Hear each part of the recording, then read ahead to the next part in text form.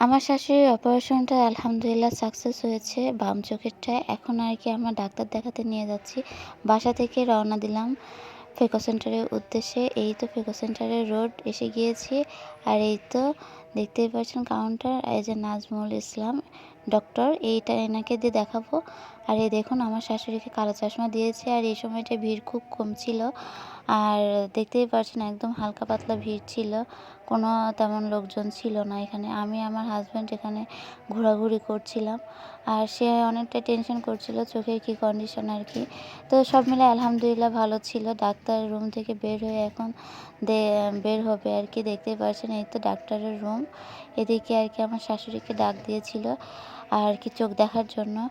আর এদিকে অলরেডি আমার শাশুড়িকে চোখ দেখছে একটা আপু। আর চোখ দেখার পর ডাক্তারের কাছে গিয়েছিল। দেখার পরে আরকি সবকিছুই রাইট একদম, মানে অল ক্লিয়ার। আমার হাসব্যান্ড আরকি এটা নিয়ে বেশি টেনশন করছিল। আসলে মানুষজন এমন কেন বলেন তো? কেউ দুঃখের সময় পাশে থাকবে না, সুখের সময় পাশে থাকবে। বিপদের সময় কেউ থাকবে না। বিপদ উদ্ধার হয়ে গেলে তখন অনেকেই বের হয়ে যায়। আর এই হচ্ছে ডক্টর আশিক, এদিকে চোখ দেখছিল। আর আমাদের এই সাথে একটু চোখ দেখে দিয়েছিল আমার হাজব্যান্ডের পাওয়ারও কমে গিয়েছে। সবাই আমার হাজব্যান্ডের জন্য দোয়া করবেন। এদিকে আমার শাশুড়ির সাথে এই আন্টিরও হচ্ছে অপারেশন হয়েছিল, তাই আরকি দেখা করতে এসেছে।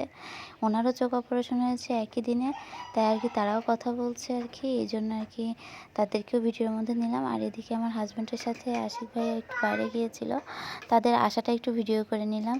তো তাদেরকে দেখতে অনেক ভালো লাগছে দুজনকেই আলহামদুলিল্লাহ।